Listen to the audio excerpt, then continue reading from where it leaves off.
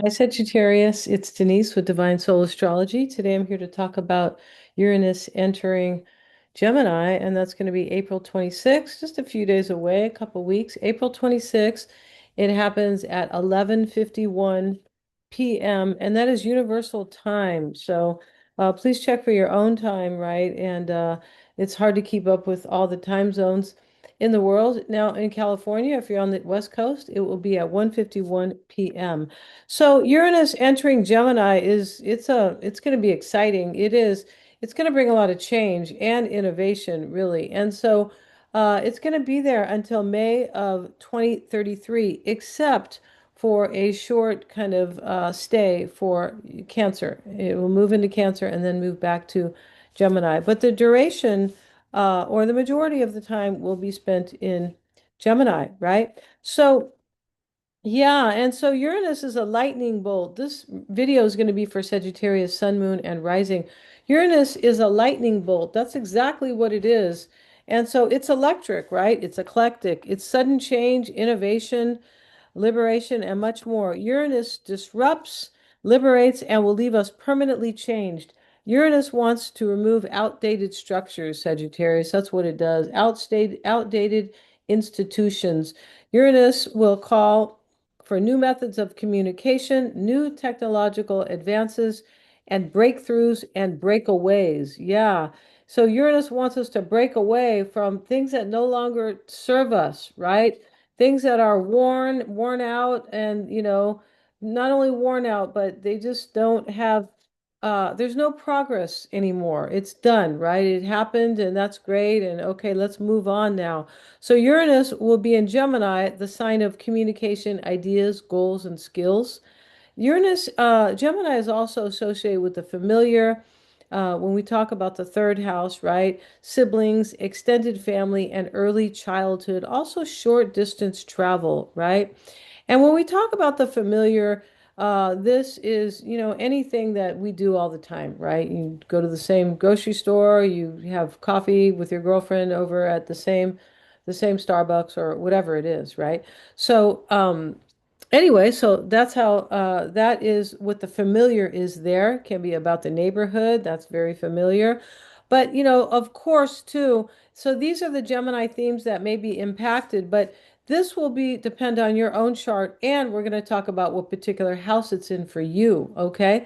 So today we are able to see, we're using mundane astrology. That's what it's called.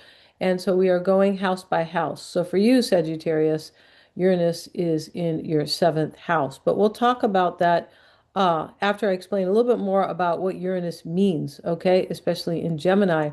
All right. So Gemini is an air sign, and so it's mutable and it's masculine. So now we have Uranus moving into a mutable or a moldable kind of adaptive sign, and it's a masculine sign. And Uranus is powerful. So that's why we're going to see, a lot of change, right? So we could say that, there's change in the wind, of course, right? And there will be change. We're going to see change in air travel, wind technology, aeronautics, computer technology, and also AI. We're likely to enjoy new inventions and faster and more efficient electronics. Efficient, the way we communicate with others, especially with those who live at a distance, will change and improve. And Uranus will encourage also and the method to exchange ideas, we'll see upgrades in that as well, right? Uranus is will encourage independence and freedom to break away from the conventional or the traditional limitations. And these may be societal, but these may be also personal limitations that we may be experiencing, right? For sure. And the last time Uranus was in Gemini was in 1941. 49, and Uranus has a sudden and unexpected quality to it. December the 7th, 1941, is when Japan launched a surprise attack on Pearl Harbor in Hawaii here in the United States. So we can see the kind of surprise or the unexpected impact or effect that Uranus has on the planets, yes. And so it makes us wonder, though, what Uranus will be up to in the next 7 years. All right. So Sagittarius, let's talk about yours, right? Yeah, your horoscope. This is for your sun, moon, and rising. And Uranus will enter your seventh house of partnerships. And this is also the house where you create harmony and balance, right?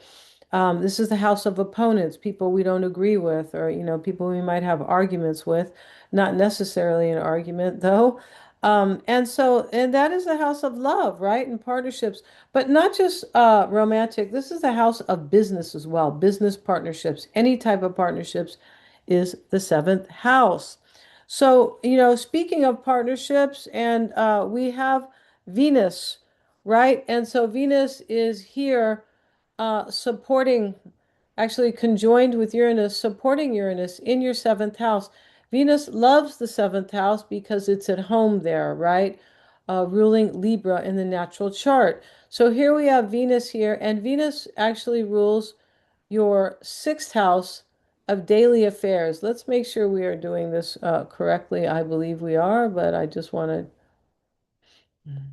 Yes, seventh house. Okay, so Venus here rules your sixth house of daily responsibilities or your lifestyle, your daily routines, and also your health and your work. The sixth house. It rules this house that makes your life work, right? It also rules your 11th house of the future. So with Venus there, there could be a lot of change for you, right, regarding your future. This can change. Uranus too in the seventh house can kind of change with Venus, change the way you relate to people.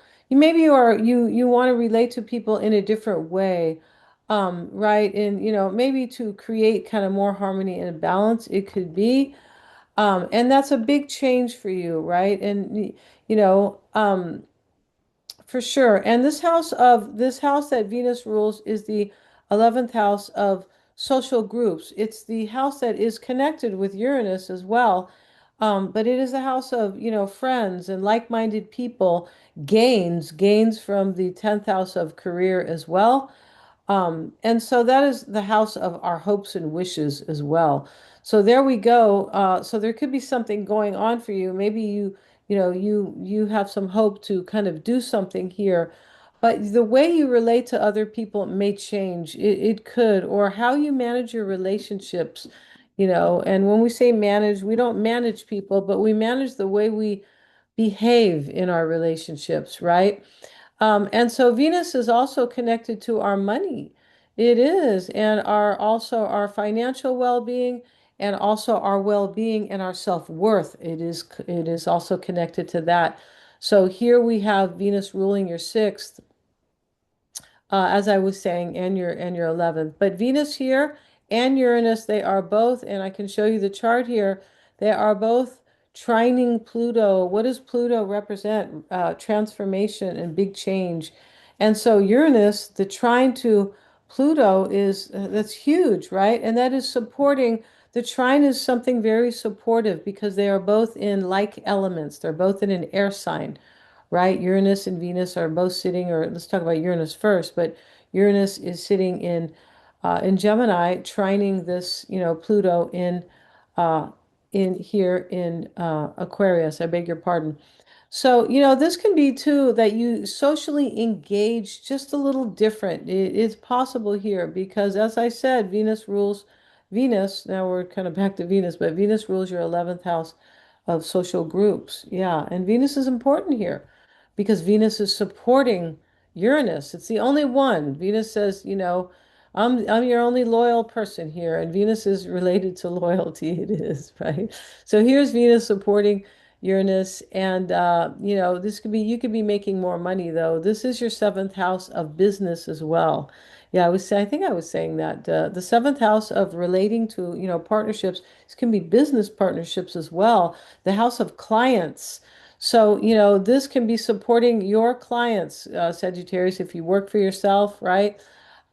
It can be. And this is in your fourth house of emotional needs. Is that correct? No, that is your third house of ideas. Yeah, Uranus, not Uranus, but Pluto, representing transformation and power and crises.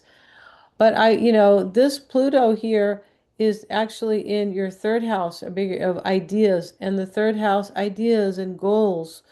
and how you process information, your communication with others. So there's kind of a theme around that, right? And that's what not Jennifer, but Gemini is ruling here. Gemini is, right, is about our thoughts and how we process the information, how we think about things. So here, there's a big change in like how you relate to people, or maybe how you think about your business as well, because the seventh house is related to business.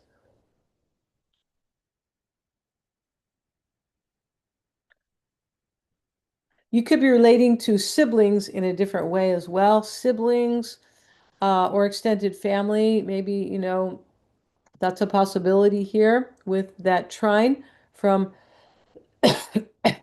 Venus and also Uranus as well. Interesting there. Yeah. You could have major breakthroughs here, Sagittarius, in business. It's a good thing, right? A spiritual breakthrough or just a breakthrough, possibly, right? And also, in terms of your business, you could be really kind of moving out of something that you thought maybe was a little stagnant. Why do I say that? Because Mercury, not Mercury, but Uranus has left Taurus. Now, Taurus is a fixed sign and it wants stability. It wants financial stability and it wants well-being as well, right? So, that now it's moved out of that. But this doesn't like change. Taurus doesn't like change. It's a fixed sign. So, and so now it's moving into Gemini. Gemini's mutable. And so into your seventh house you could be enjoying a lot of breakthroughs regarding work. You maybe with this innovation or this change, you could also make more money because this Venus, as it rules over Taurus, is about money and finances. I was saying financial well-being, so you could enjoy some financial well-being. You may uh, with Uranus. Now, Uranus moving into Gemini for you, you're also a mutable sign. So you're probably going to be able to deal with whatever Uranus is doing, whatever kind of change it's bringing to you. But really, what it's doing is it is causing you to step out of things that are outdated. So maybe there's something related to maybe your relationships or how you relate to people or siblings or or your business, right? Or romantic, any type of relationship, but you're doing things different here, or you are, you have a much different perspective. You do. All right. But this can help you earn more money. It really can.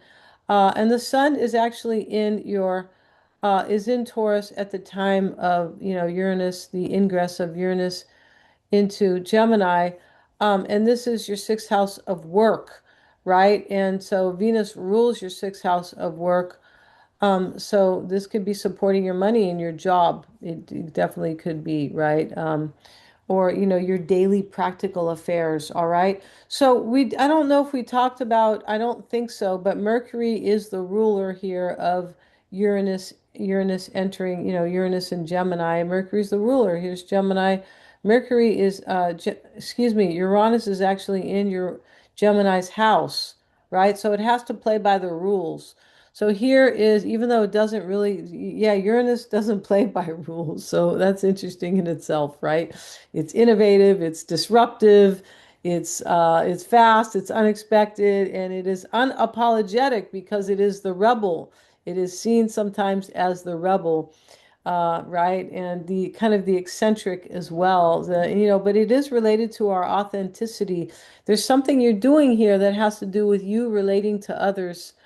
Um, yeah, I believe that, you're being more authentic here, right? Yeah, moving into your se seventh house of how you relate to others or how you create harmony and balance.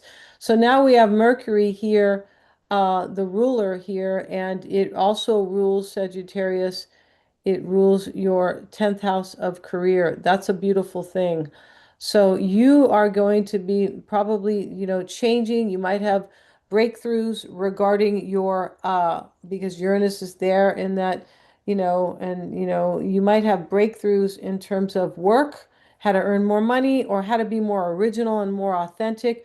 You might be enjoying more freedom with your work. That's a possibility. Whatever you're doing, you're enjoying more freedom here. And that's really the intent of Uranus. And freedom is very important for Sagittarius. Sagittarius is the centaur, right? He's half man and half horse. So, the horse has to have freedom, wild horses, right?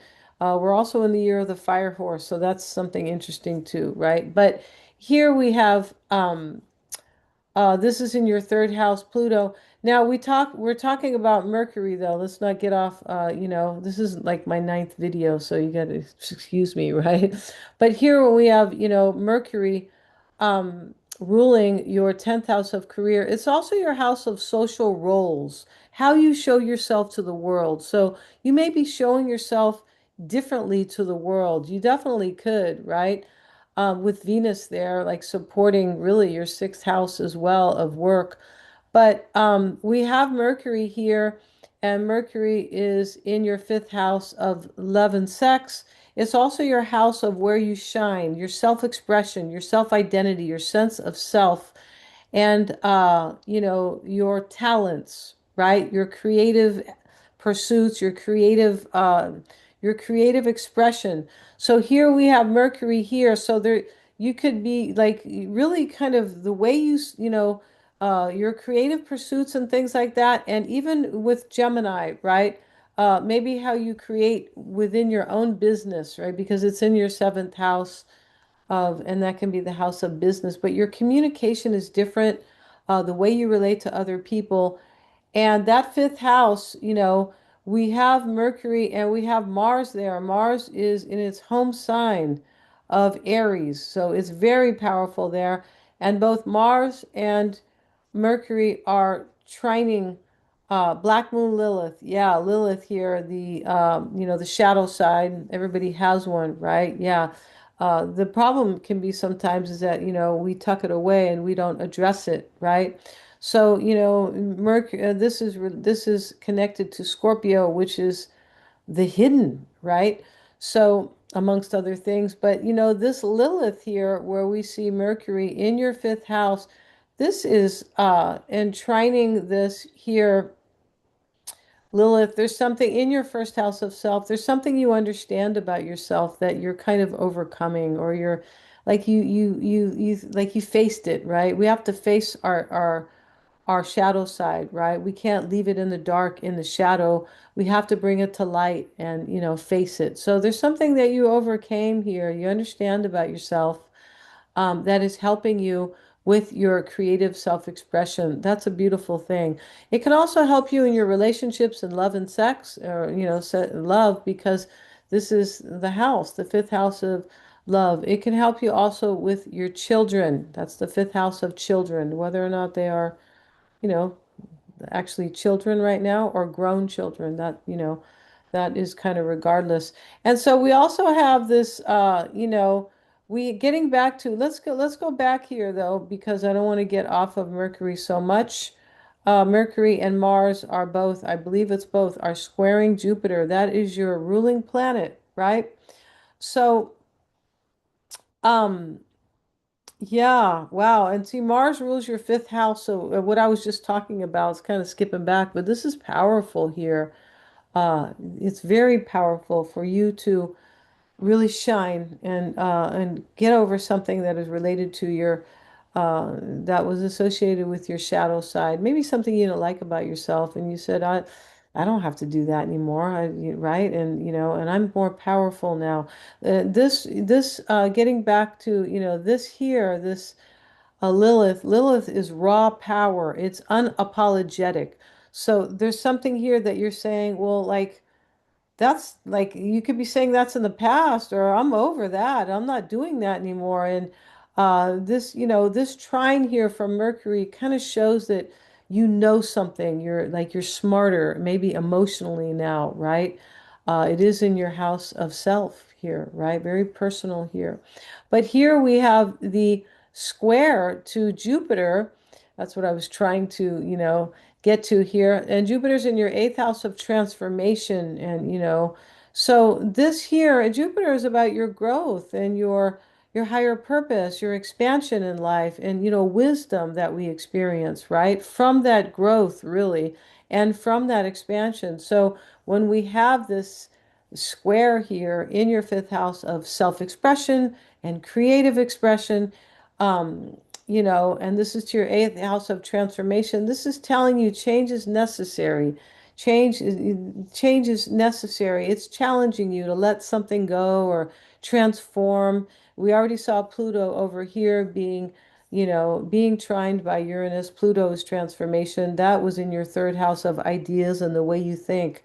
So, but here we have this is telling you you have to see the big picture, and you're good at that, Sagittarius, right? And very good at it. So that is, Jupiter represents, the big picture, the dynamic, right? And so that's what you're being challenged to do that, but you're doing it, and it's going to work out for you. I believe it is. Let's see what else I may have for you here. Um, yeah, and so I think we're pretty much done with you, Sagittarius. I think I've covered just about everything except one that I can remember here, right? Is here we have Uranus and it is sextiling Neptune. Neptune again is in your fifth house um, of self-expression and your sense of self, your identity and also love like that, right? Creative pursuits. But here we have that here with this stellium in your fifth house. So all these planets are really supporting your fifth house. Yeah, they are. So, but this from here, you could have a lot of spiritual breakthroughs about your own business.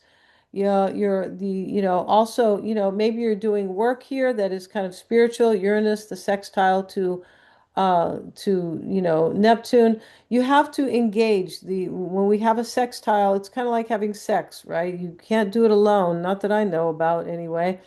um but this here, the sextile, it's a social kind of engagement here, but and this is very social anyway, Uranus, if we think about it, but it is very social in a way. So here we have this sextile to Neptune from your seventh house to your fifth house. These can both be about love, but it seems like you are kind of maybe being more spiritual here. You might have breakthroughs in spiritual. You could be more compassionate. And that sextile is also supporting your creativity because Neptune is associated too with, when Pisces is associated with our creativity, all right? Yeah, music and art and all those beautiful things. And here we have Venus, which is supporting music and art right here. Yes, it is the beautiful things in life, and that is under Libra, right? That is the Venus that is under Libra here. And and it is supporting your money because it's supporting your money as well and your well-being, Sagittarius. So thanks so much for joining me here. If you've enjoyed my content, please like, share, and subscribe. Hit the bell and you'll be notified of my next upload. Also, if you want to get a reading with me, you can check out my website. I have all kind of great readings. They all help to empower you in some way. And I'm also approaching the natal chart um, from a very healing and empowering, a little bit different than I was doing it. Healing and empowering place. Yeah, it is very fascinating too. How that chart can work like that, right? And so, you'd have to see to check it out, but you can always get a reading, right? And I'm marking those down. So if you want to get a reading with me, the only one that is not being there's only two readings on there that are not being reduced. All right. So I have a lot of readings on there. So go check that out. Thank you so much, Sagittarius, for joining me here and have a really good one. All right. Don't forget to hit the bell so you can be notified of my next upload.